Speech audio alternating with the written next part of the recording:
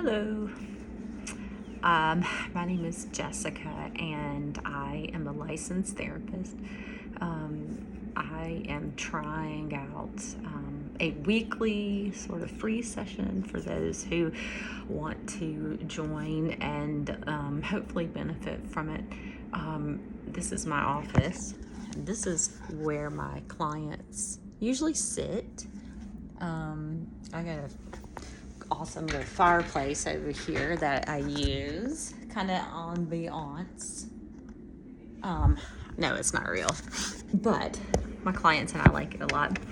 But today I wanted to talk about something that I feel is important and is common in terms of mental health and diagnosis, and that is anxiety and depression.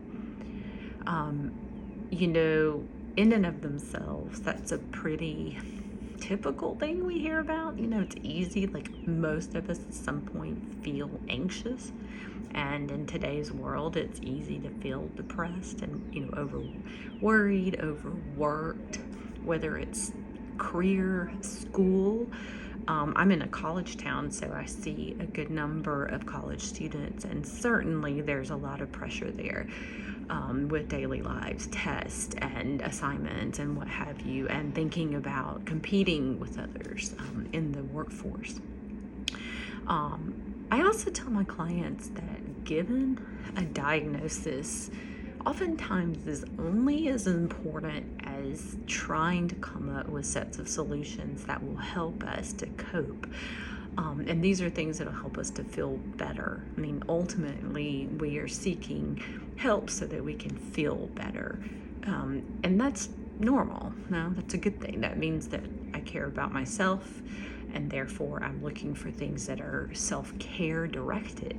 Now, one thing that can get in the way is any type of neglect, abandonment, or abuse in childhood, or any time in life for that matter, because that can get in the way of us saying to ourselves, like, not only do I know what's good for me, but I deserve what's good for me. And it's okay for me to take time for me and do the things that are going to help me to feel better.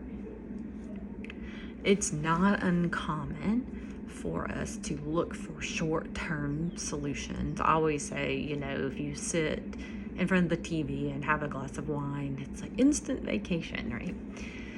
And that's not bad, but a lot of times we create habits that are just unsustainable. And we are habit-forming creatures. That's normal. It's okay. But the question is, what habit do I want to form? What is sustainable? Because habits then form relationships with things. It could be alcohol. It could be shopping, eating certain foods, that aren't the healthiest maybe. And again, in and of themselves, these things aren't horrible things, but it's mostly about what is sustainable and how do we form habits. We talk about, I have these bad habits, but not all habits are bad.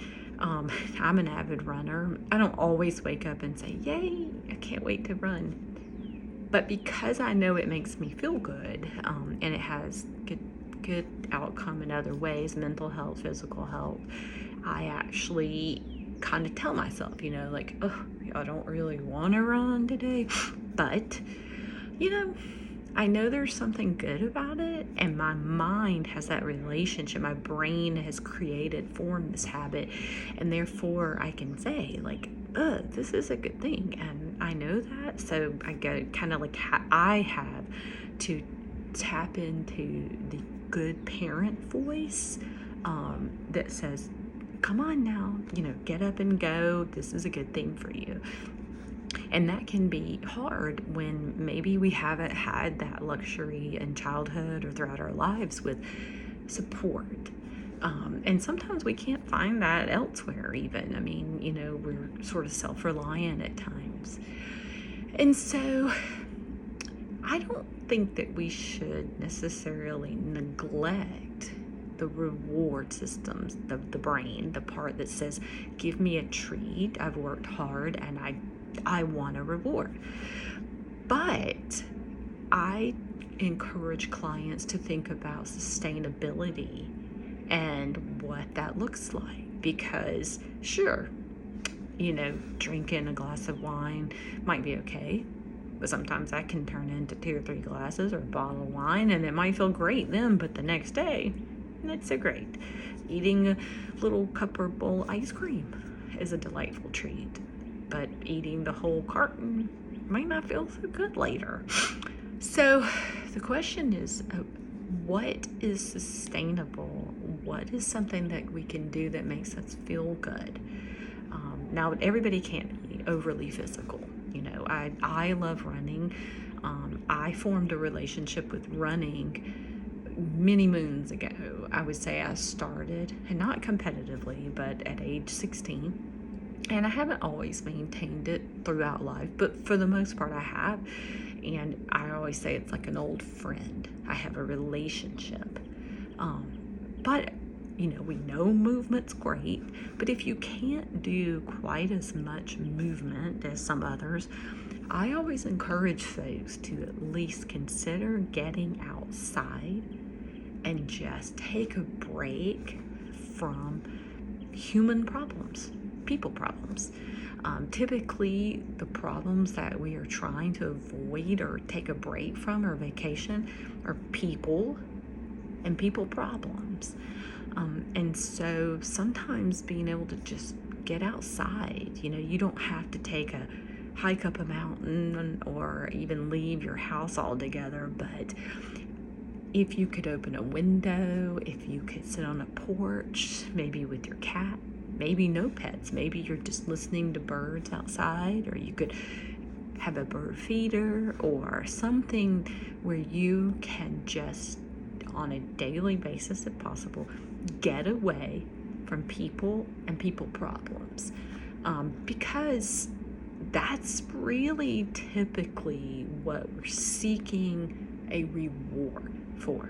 We want to get away from something or treat ourselves for accomplishing something, and that's okay. It's normal. It's not strange. Again, we're creatures of habit. We have a reward center of the brain, and it's seeking rewards all the time. But I would encourage people to look for rewards that are sustainable and consider self-care when you're thinking about these things. And I know a lot of people, self-care, that term's kind of overused. I mean, people say, oh, mani-pedi or a bubble bath. But self-care is really telling yourself that, I call it the good parent voice in our head that would say, hey, I care about you. I'm concerned. I want you to take care of yourself, and here are some ways to do it. That's kind of the direction that I'm headed in with this advice, I guess you could say. And there are certainly other things we can do. There's no one size fits all. Certainly there are things that, might help everyone or a good number of people that we can suggest, but not necessarily. I see a good number of clients and throughout my week, and they all have different activities they do, different interests, hobbies, habits. And I love hearing about it. I mean, sometimes it actually encourages me to try new things and explore. So I encourage folks to think about what's some things that you've never done but you'd like to try. What are some things you've done in the past that have worked for you that you could revisit? And even what are you doing now that's sustainable and working for you? Maybe, try to create that list either on paper or in your head, either way. Some people like to write things down. But maybe the things that are working, we call those like green flags. You hear about red flags all the time, right? Like, what is something that, is a big red flag that we should stay away from. But what are the green flags? What are we doing that's helping, that's working? And it could be, I like to think of it in a holistic kind of way, like social, spiritual, whatever that may mean. It could be religion. It doesn't have to be career, if that's something you're still doing, hobby, relationships with others, physical activities, mental, health activities, things that sort of are a very holistic approach. Because let's face it, we are highly productive people in this society, and it's easy to say, oh, what did I get done today? And, did I get my to-do list completed? But don't neglect the have-done list. To-do list, fine. Have-done list is probably going to be bigger. And you're probably going to be able to see that there's value to things beyond productivity. We're human beings, right? Not human doings, as you probably heard. But it's okay to just be and to take care of your needs. And my suggestion, if you can do nothing else all day or all week, is to each day, best you can, take time for yourself, get away from people and people problems, get outside, be in the green space, and just be with yourself. Observe. No criticism, no judgment, no don't should on yourself. Just be in the moment, be present. My motto is try to stay open and present, and just be open to that. Hopefully this helps. I'm really going to try to do this each week. I hate seeing myself on video. I don't think I'm alone. I know there's probably going to be some people who disagree with some of the things I say, or maybe they're cheesy or not so helpful. Maybe they are helpful. I hope so. I will probably try to, choose different themes, if you will, each week. But I thought this was a good one because sometimes, and let's face it, especially more recently, there are real problems that go on around us. It's not in our heads. And that's why it's important to take care of ourselves. All right.